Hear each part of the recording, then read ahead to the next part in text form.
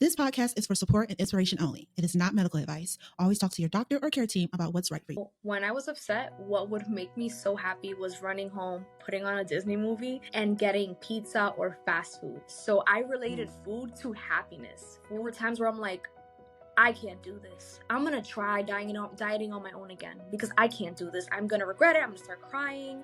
I don't know what I'm getting myself into. And then food is not going to tell me what I gotta do with my life. Self-love now is fuel your body and treat it like the kingdom that it is. If you're ready to choose peace over patterns, this one's for you. Let's jump right in. Today, I am so excited to introduce a guest who knows firsthand what it means to fight for change. We have Kass here today, and at 29 years old, she is a wife, a mom to a 4-year-old, and someone who has battled food addiction and health struggles for years. Living with endometriosis and facing years of back and forth about surgery, she finally made the decision to go through with it. And now she calls it the best decision she's ever made. For Kass, this journey isn't just about weight loss. It's about healing her relationship with food, learning self-love at every stage, and showing others that life after surgery doesn't have to be miserable. It can be amazing. So welcome to the show, Kass. Thank you for having me. I'm so excited. Point in your journey did you realize that you possibly did have a food addiction? I knew well on into my early 20s, but it's something that I kept making excuses for. So was it set on by certain events, or was it like emotional attachment to it? Like, how did that go? Well, definitely, I would get seasonal depression and seeing things going on in my family and in my household and, getting bullied at school. When I was upset, what would make me so happy was running home, putting on a Disney movie, and getting pizza or fast food. So I related food to happiness. Food was just a good time for me. Yeah, so that's a big one that I feel like a lot of people experience. Food gives you those endorphins, and when you are seeking some type of comfort, you're looking for whatever is going to make you feel happy, and that could definitely be food. That can definitely be a slippery slope. Food and sugary drinks. Gosh, sodas was crazy. Yeah. What was your biggest emotional hurdle you had to overcome before making the decision to have bariatric surgery? I think my biggest hurdle that I had to overcome was I will never eat the same again. My life is going to change. My stomach will not be the same.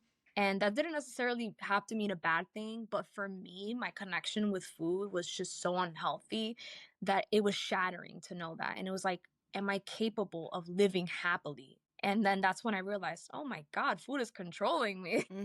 So it was really that. One thing that I did, and a lot of my family didn't get it, but I had a food funeral and I called it a food funeral. And they're just like, that's depressing. You're not dying. I said, no, but this relationship, this connection I have with food, it's got to go. We got to put it to rest. Like, it was more just mentally having that, okay, I am done, because like you say, you aren't going to have the same type of interaction with food after your surgery. And if you aren't ready to say bye, it can be overwhelming. I respect that. I wish I had a food funeral. It was honestly just so many things came to mind that I was like, you know what? I just kept watching vloggers and I was like, I gotta do this for me. Food is not going to tell me what I gotta do with my life. Exactly. Love that. So what was your path right before your surgery? So my path before my surgery, it was 3 years going back and forth because I had a family member who had gotten the surgery. And then I met a friend who's really close to me who got the surgery, sorry, from them. That's when I realized I can do this. I have a support system. But then I had to focus on my diagnosis with endometriosis and then put a pause for everything. But once I got back into it, I was watching vloggers. I was following influencers that had the sleep. And I said, I need to see what life is like after this. And everybody's experience was different, but they all had similarities in a way. So that helped me make that decision. And like yourself, I kind of like got everything that I wanted the week before my pre-op diet. I said I'm going to eat a little bit of sushi and I'm going to have nuggets today and I'm just going to have a slice of pizza because I know that it's going to be hard, but this is my goodbye. And then just, the years of watching vlogs and talking to myself, which that's what finally helped me get to the decision and start my pre-op diet. So during those 3 years, it was like you were battling whether you were going to get it, or were you thinking about maybe other methods? What was your thought process? So it was a little bit of both. There were times where I'm like, I can't do this. I'm going to try dieting on my own again because I can't do this. I'm going to regret it. I'm going to start crying. I don't know what I'm getting myself into. And then there would be moments where I was like, no, I got this. What am I talking about? I have a support system. And then I would like look into Ozempic. And then I was just like, no, I know what I need to do. And I need to get this surgery. Yeah.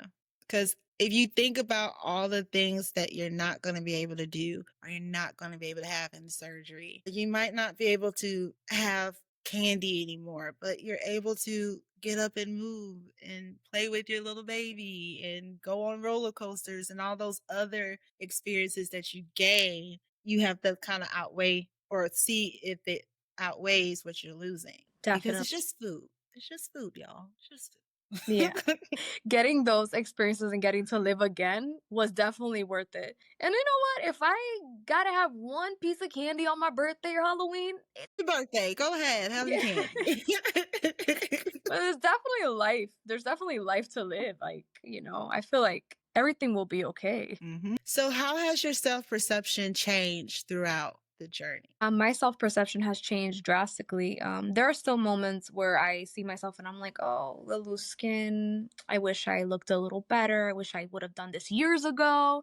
Or I wish I wouldn't have taken my body for granted when I was in my teens.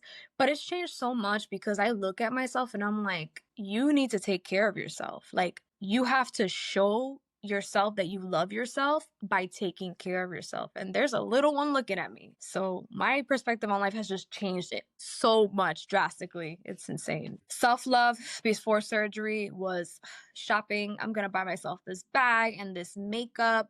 And I'm going to throw myself a huge party to be happy. And I'm going to get all the food that I want. Because that to me, I was like, I'm just treating myself. Self-love now is fuel your body and treat it like the kingdom that it is.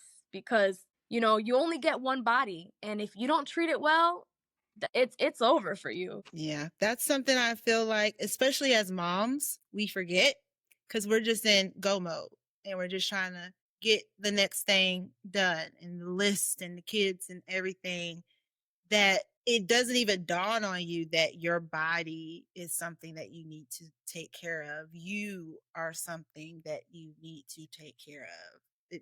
So yeah, definitely, like, you're just like, oh my gosh. Yeah. It needs to be nurtured. Yes, your body needs to be nurtured. It's a temple. I'm considering my body a temple now. And if that sounds conceited, oh well, because, I gotta It's take a care of cute me. temple. Exactly. Exactly. So there's a lot of focus on before and after transformations. How do you remind yourself that your worth isn't tied to looking at that scale and that number on the scale? I remind myself when I have moments of like discouragement where I will step on the scale because let's be real, sometimes we get a little obsessive where we're like, okay, I stalled this week. Why am I not 3 pounds? Why am I 3 pounds like up? And it could be water weight because you didn't eat too bad. And then I'm like, hold up, I need to relax. And I tell myself, you've come so far from where you were at. Not everything is about the number on the scale, It's really about, it could be the littlest things, like how much did I focus on water intake today? Am I getting better at taking my vitamins? And that's when you realize how powerful you really are and how much you're really worth. Because there's so much that I know I can bring to the table that isn't defined by weight and beauty. Yeah. So have you struggled with body image since your surgery?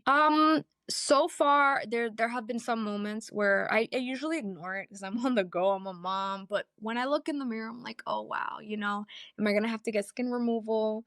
Um, I don't like how my arms look, everything sags. And then I'm just like, wait, someone loves me for me, everything will be okay because I'm better right now than where I was at before. So I have my moments. We all have our moments. Yeah. What Right. is something that you would do to kind of get yourself out of it? Like for me, I look at before pictures and I'm like, girl, we good. I do look at before pictures and I'm like, "Ooh, this jawline. I have this crazy jawline now. I don't have Neck. I got a neck, no more chipmunk cheeks." And yeah, looking at old photos definitely helps me and just a reminder of where I was at before. And it's just like, wow, it's incredible where I'm at now. Just talking to myself. Yeah. If this is hitting home, go ahead and follow the show. And if you haven't already, join the Facebook group, Bariatric Paths, Your Journey, Your Tribe. You can also sign up for the email list at bariatricpaths.com for updates and event info. How do you balance motherhood, self-care, and your weight loss journey without feeling overwhelmed? So I definitely give it, my everything. And there are times where I still feel like, oh, I need a day today. It's a lot. But I do try to get up a little earlier than my daughter, week at least Monday through Saturday. And what I do is, I try to get a little movement in, not the workout routine that I necessarily want, but I'm what I'm ready for.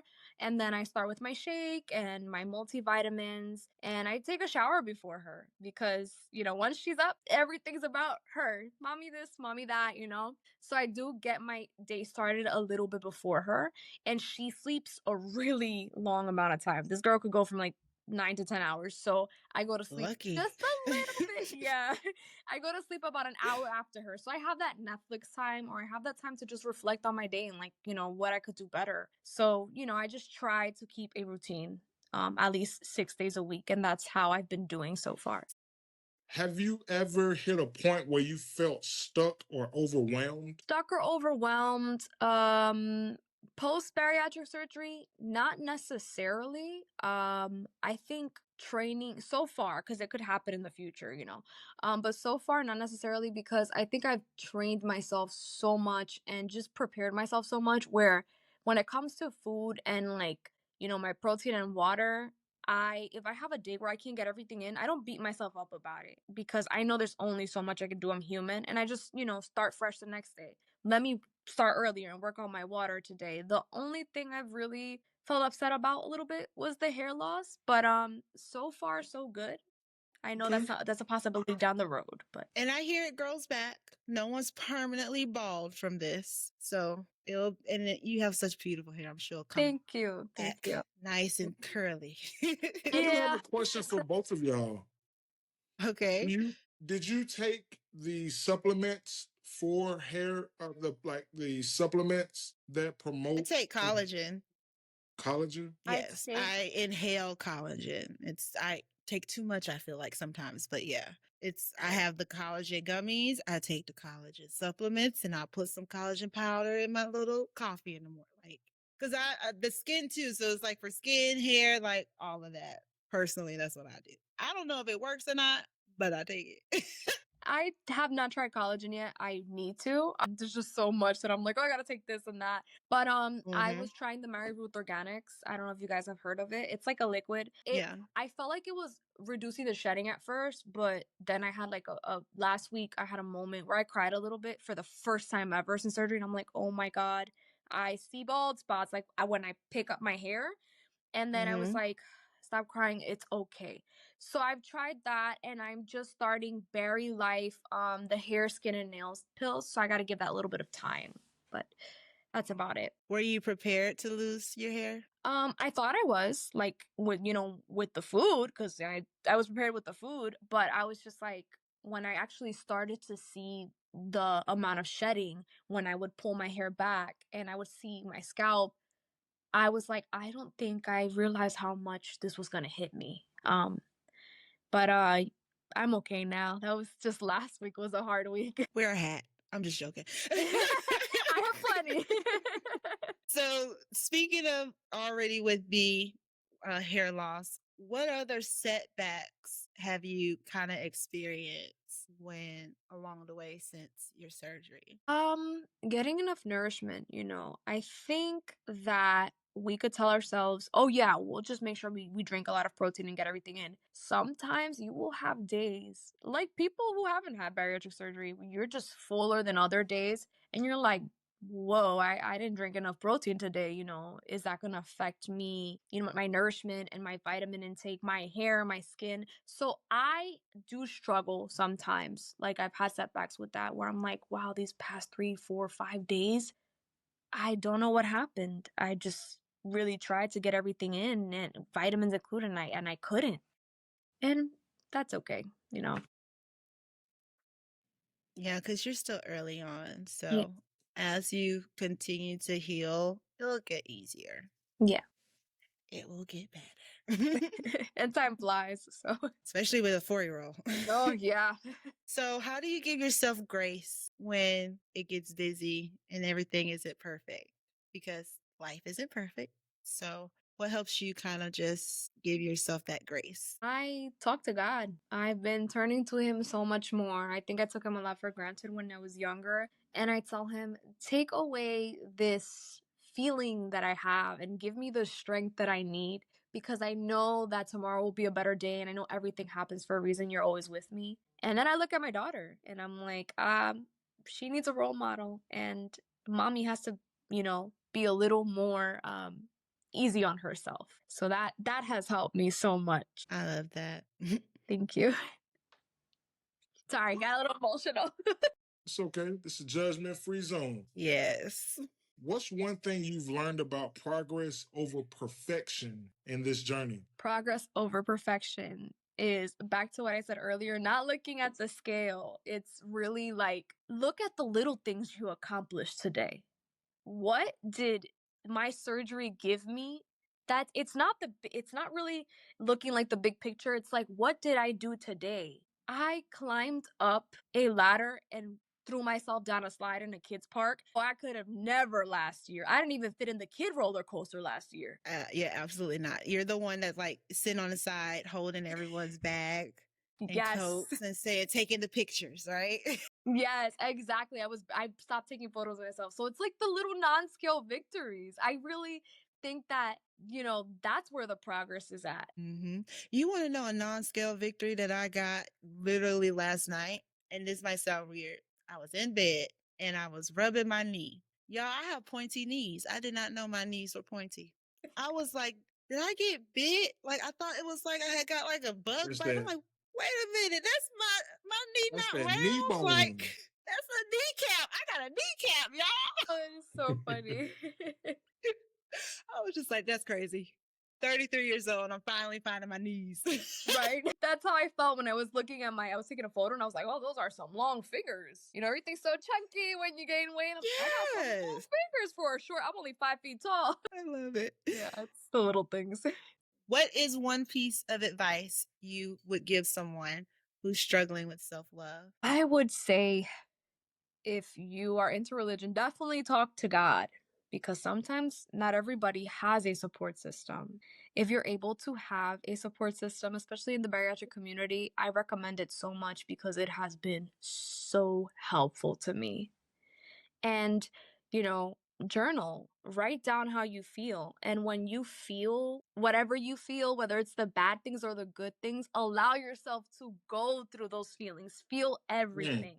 Because that is the only thing that's going to get you out of those tough spots. And when you feel like you're overwhelmed or you've hit rock bottom, I promise the only way to go is up. So, journal and find a support system. They are everywhere. And talk to God. Because that's for sure.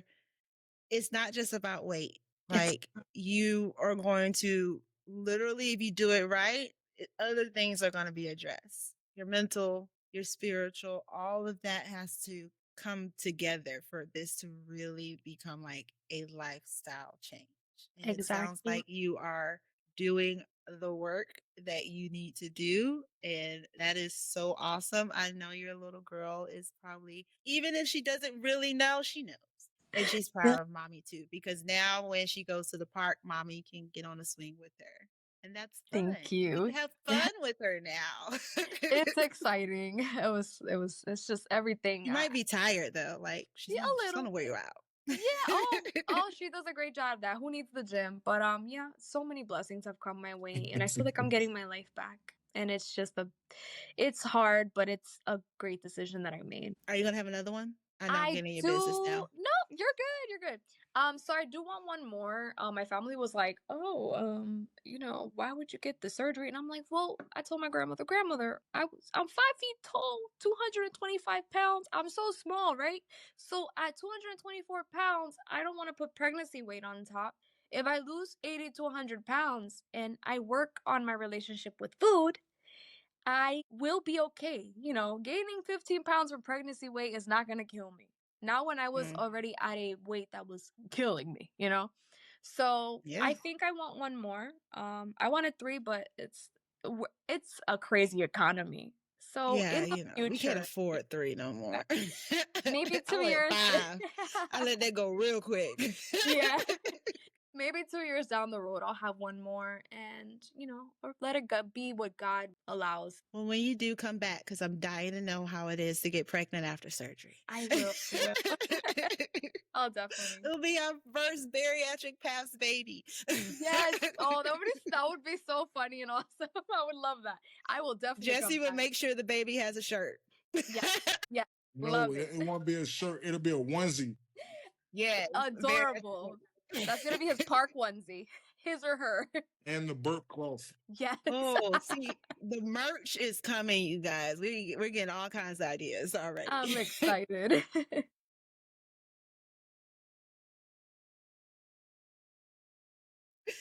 All right. So, one thing we do at the end of every episode is we share our my journey, my business. And so, it's just something that you're doing in your journey that might not be according to the rule book that we're all given from our doctors, but Mhm. it's something to help you go and it's helping your journey and it's your business. So, you going to do it. Yeah.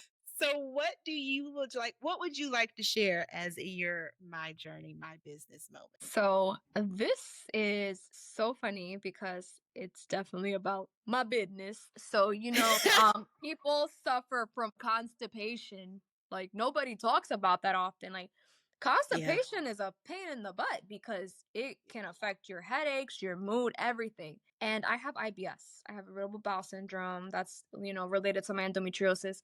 And it's either I go too much or I don't go enough. So with the surgery, I really struggled with that. So something I looked into was psyllium or psyllium husk, and it is like a natural, like little. It looks a little bit like ground up oats, and you pour it into just plain water, and I drink it every night, and I can tell you it has been a game changer.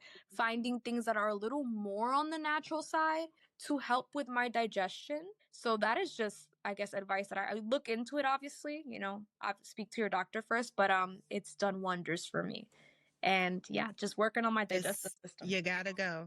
Yeah, You do get clogged up. If no one has told you, our audience, if you have never heard this from anyone else, ladies and gentlemen, you will get clogged up. No matter what surgery, you're gonna get clogged up. And all I do is pray you just don't have to go get yeah. It's not in the it. rule book. That was never in the rule book, but I was like, I'm doing some research. I found it at an Indian herbal shop. So I took enzymes. That was something that I wasn't told. I did like digestive enzymes, and that helped too, kind of like just okay. get it moving. Because the what is it? Not the Metamucil, but what did they tell you to take? They were The giving me Miralax. Docalex.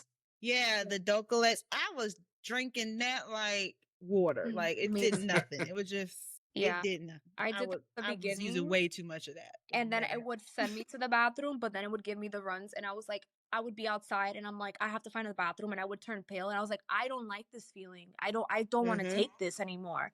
So psyllium husk saved my life, and lots of water and vegetables. Oh my gosh, game changer. I love how your my business is healthy.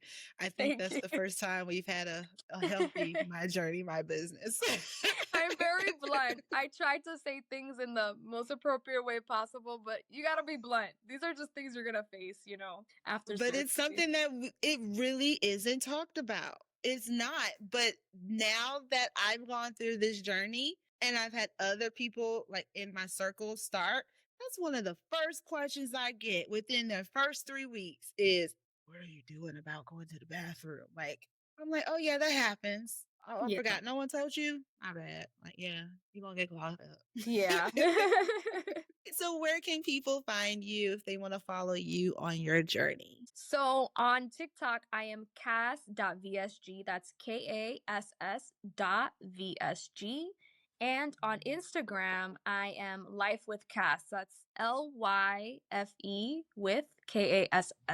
I post a little more on TikTok, but I will be doing the same soon on Instagram. And we'll make sure both of those are linked in the show notes. So thank you so much, Kass. I'm so happy that we got to meet you and learn a little bit about your journey. It's very inspiring to be a young mom doing this because I already know like being a young new mom is a challenge in itself. So to do that and tackle this journey, like you're super mom. You're killing it. Thank you. It was a pleasure. Thank you so much for having me, guys.